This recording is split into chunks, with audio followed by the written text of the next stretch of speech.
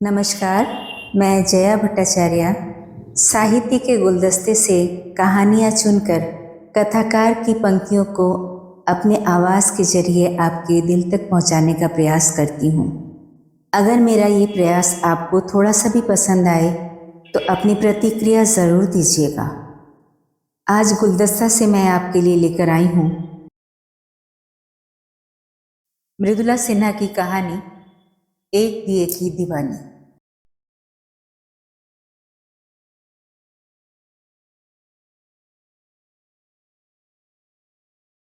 गणेश किसी से हार मानने वाला नहीं था।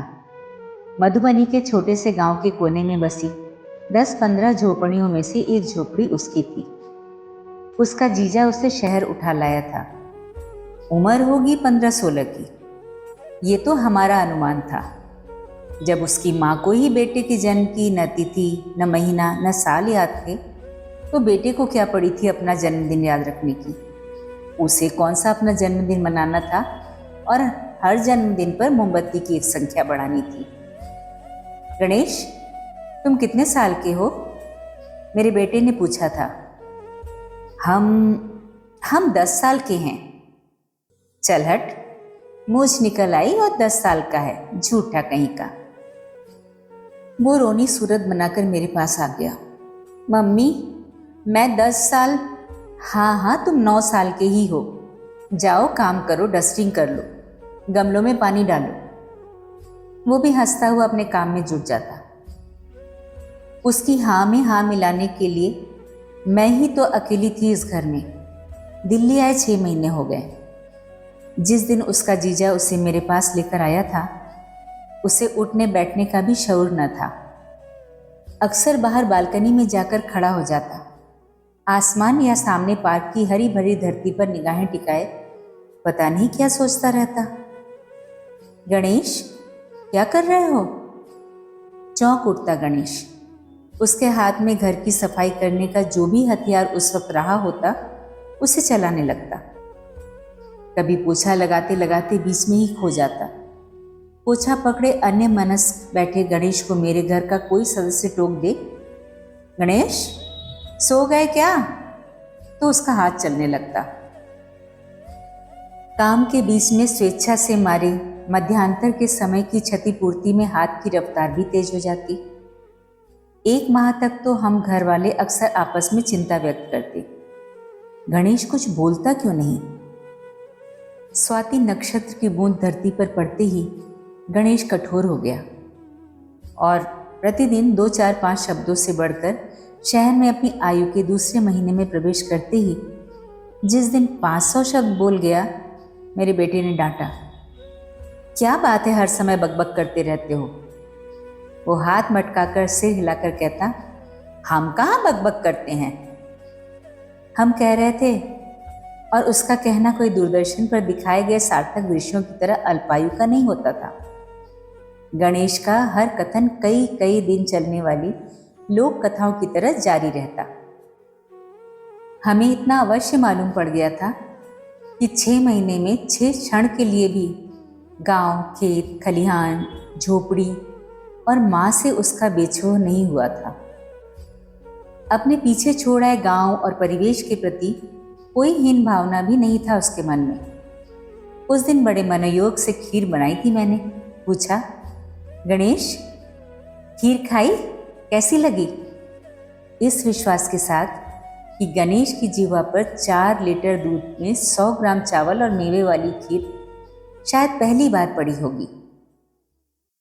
मेरी खीर की प्रशंसा कहाँ करता वो तो अपनी माँ द्वारा बनाई 1 पाव दूध, आधा किलो चावल, 2 लीटर पानी और आधा किलो गुड़ में बनी खीर के स्वाद में डूब गया। हे मम्मी, हमरो माई खीर बनाई थे, बड़ा मीठा, मुँह से ना छूटे। हे, हमार बाबू खूब खात रहे खीर, पूरा थाली भर के। फगुआ के दिन थाली भर खीर देले हमार माँ। उसकी माँ ने भी होली के दिन अवश्य खीर बनाई होगी, पर मेरी खीर और उसकी माँ की खीर के रूप, रंग, स्वाद में अंतर का अनुमान तो मुझे था। गणेश ने हल्के से मेरी खीर की प्रशंसा नहीं की, लगता है मेरे द्वारा दी गई एक छोटी सी कटोरी में 4 चम्मच खीर थामे वो अपने अतीत में पहुंच माँ द्वारा पूरी थाली भरकर परोसी गई खीर के स्वाद में डूब गया। मेरी खीर का स्वाद उसकी जिह्वा पर उतरा ही कहाँ। उसके द्वारा यही गति मेरे घर में बने अन्य व्यंजनों की भी होती। किचन में बेसन की सब्जी, मक्के की रोटी, सूजी का हलवा बनना प्रारंभ होते ही गणेश शुरू हो जाता। हे, हमरो माई बनावत है। और फिर अपनी माँ द्वारा उस व्यंजन के बनाने की कथा का श्री गणेश कर वो इतिश्री भागवत कथा प्रथम अध्याय के लिए कहाँ थमता था। निश्चय ही उसकी झोपड़ी और दिल्ली में मेरे 3 कमरे के फ्लैट की तुलना में कहाँ राजा भोज और कहाँ गंगू तेली कहावत का कद भी ओछा पड़ जाता। पर गणेश तो गणेश था। मेरे मार्बल पत्थर लगे फर्श पर पोछा फेरता, अपनी माँ के गोबर सने हाथों को समेट हृदय से लगा सराबोर हो जाता। हे, हमरो माई घर लिपता है रोज रोज गोबर से, चुप कर शुरू हो जाता है। अपने को कम आंकने की उसकी औकात नहीं थी। मेरे लिए कोई फर्क नहीं पड़ता था। गणेश की उम्र के बच्चों द्वारा अपनी माँ को सर्वोत्तम साबित करना मुझे सुखकर लगता, पर मेरे 12 वर्षीय बेटे से उसकी अकड़ बर्दाश्त नहीं होती। दोनों में अक्सर ठन जाती। मुझे बीच बचाव करना पड़ता। उसकी मैथिली में हिंदी घुलती जा रही थी और मेरे बेटे ने उसे पराजित करने के लिए अंग्रेजी बोलना प्रारंभ कर दिया। गणेश मुंह बिचकाता बोला, हमरो माई। हम सब ठहाका मारकर हंस पड़े। वो चुप हो गया, पर चेहरे पर शर्मिंदगी नहीं थी। हम जैसे ना समझों को अपनी ना समझा पाने वाली बेबसी अवश्य थी। जबरन हंसी रोकती मैं बोली, क्या तुम्हारी माँ भी अंग्रेजी बोलती है? हम सबके बीच हंसी का एक और ज्वार उठा, पर गणेश हंसा नहीं, पहली बार गंभीर हो गया।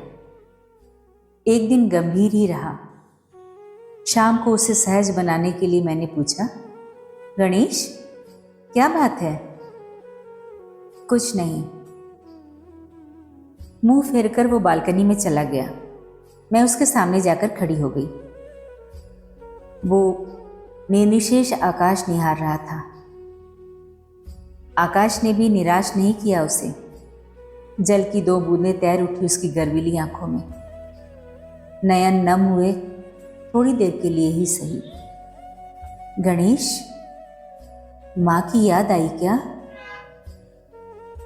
फिर स्नेह के 2 बोल उसे आश्वस्त कर गए। सदा की तरह अपनी बत्ती सी चमकाते हुए बोला, हमार माई अंग्रेजी नहीं बोलती। हम जब दिल्ली आ रहे थे, हमार माए बोली अंग्रेजी पढ़ लेना, तभी दिल्ली टिक पाओगे। वही हम कह रहे थे कि भैया से हम भी अंग्रेजी सीखेंगे।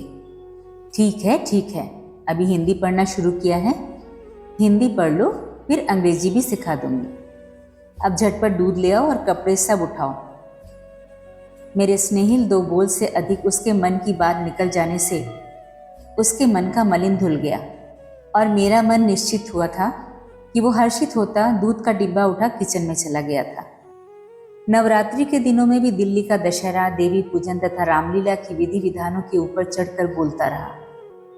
उसके गांव का देवी पूजन मेला, लाल चमकौआ साड़ी पहनकर उसकी माई का मेला देखने जाना, मेले में 50 पैसे का गुब्बारा और 1 रुपए का बताशा खरीदना, माँ के ललाट पर बड़ी सी टिकुली का चमकना, उसके पाँव में पहली बार हवाई चप्पल का पड़ना और न जाने क्या क्या। अब दीपावली की बारी थी। इधर मेरे घर की रंगाई पुताई साफ सफाई प्रारंभ हुई, उधर गणेश की माँ की झोपड़ी के झाड़ पोछ लिपाई पुताई का आंखों देखा हाल मेरे घर रूपी आकाशवाणी के इस स्पेशल गणेश कथा चैनल पर प्रसारित होता रहा। मुझे ये तो अंदेशा था ही कि दिल्ली की दीपावली को भी उस चैनल का उद्घोषक फीका ही करार कर देगा। समय का इंतजार था। दीपावली के 2-3 दिन पूर्व से ही प्रारंभ हुए बम पटाखे की आवाज उसके कानों में पड़ते ही पूछ बैठा, ई का होए मम्मी, ये कैसी आवाज है? दीपावली आ रही है ना, बच्चे पटाखे और बम फोड़ रहे हैं। अभी क्यों? आज तो दिया बत्ती नहीं है ना। अब मैं कहाँ उसके साथ झकझक करती।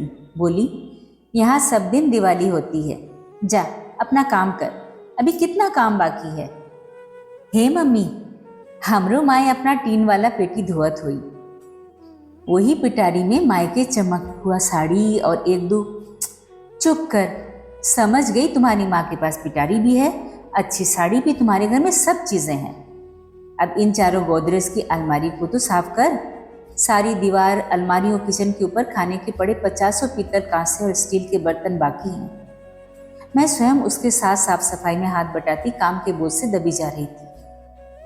पर गणेश था कि न मेरी भरी अलमारी न ढेर भरे बर्तनों के बोझ तले दबने को तैयार। मुझे भी कहाँ पड़ी थी उसकी स्मृतियों को काटने छाटने की। हे मम्मी, हमार माए दिया बत्ती की रात। चुप करना, अभी दिवाली बीत जाने दे, फिर सुनाना अपनी माए द्वारा मनाई गई दिवाली वृत्तांत। आराम से बैठकर सुनूंगी। वो चुप कहाँ हुआ। किचन में मिठाइयाँ बनाती, अल्पना करती, दिया जलाती, मैं उसे चुप कराती रही। वो कहाँ मानने वाला था। रात्रि के 10 बजे के बाद वो अचानक चुप हो गया। पटाखे छोड़ने व फोड़ने मेरे बेटे के साथ नहीं गया, मेरे बेटे के अनुग्रह पर भी नहीं। मेरे बेटे ने कहा, चल न गणेश, छत पर चल, बम छोड़ेंगे। मैं तुम्हारी माई की दिया बत्ती वाली कहानी सुन लूंगा, चल ना।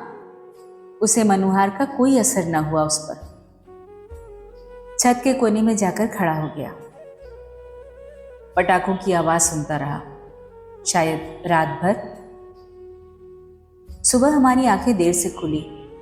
मैंने आवाज लगाई, गणेश, गणेश। वो नहीं आया। मैं छत पर गई। वो एक कोने में दुबका बैठा नींद खींच रहा था। मैंने डांट कर कहा, क्या जागता रहा रात भर? उसका मुंह लटका हुआ था, निस्तेज, थका हारा, रात भर जलकर बुझे मेरे पूजा घर के दिए जैसा। सड़कों पर ठंडे पड़कर ढेर हुए बम, पटाखों और फुलझड़ियों के अवशेष जैसा। मैंने उसका वो रूप नहीं देखा था। चिंतित होती उसे नीचे उतार लाई। चाय पीते हुए मैंने पूछा, क्यों गणेश, अब सुनाओ, तुम्हारी माए की दिया बत्ती कैसी होती है? वो चुप था, सिर नीचा किए हुए। माई का नाम सुनकर भी गणेश का निशब्द रहना मुझे अचंभित कर गया। मेरे बेटे के झकझोरने, टंकी में पानी खत्म हो जाने पर टैप खोलने की भांति उसके कंठ से इकट्ठे रिसने लगा। हमार माई रात भर एगो दिया जला के छोड़ देते रही। करोड़ों रुपए फूंक कर मनाई दिवाली वालों की दीपावली के नीचे उसकी माई की दिया बत्ती कितनी छोटी पड़ी थी। इसका न आश्चर्य न गम था। मुझे उसकी स्थिति देखकर गम था तो उसकी माई का मम्मी के आगे छोटी पड़ने का। मैं कभी नहीं चाहती थी कि उसकी माई मम्मी से पराजित हो जाए। गणेश की माई तो माई थी, उसके लिए अपराजिता। उसने एक ही दिए की दिवाली मनाई तो क्या।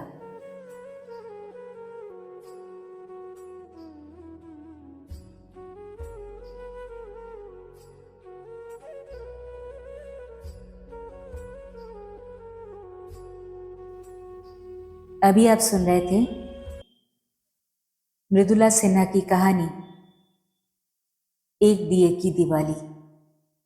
स्वर था जया भट्टाचार्य का।